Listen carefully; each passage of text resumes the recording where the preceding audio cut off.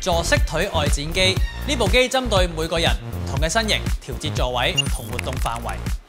而且會針對每個人嘅情況建議唔同嘅訓練強度。主要訓練肌肉係臀中肌同埋臀小肌，亦都對糖尿病同高血壓嘅治療同預防係有幫助。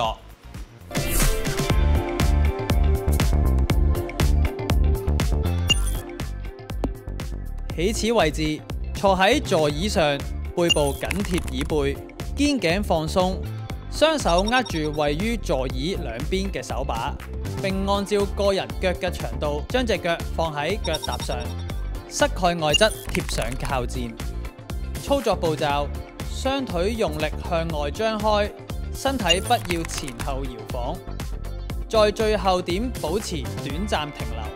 會感受到臀部外側肌肉的收縮，慢慢回到起始位置，臀部肌肉保持收縮，以免受傷。睇完片嘅你係咪都想健康啲、病少啲、開心啲？咁就要嚟屯門地區康健中心啦！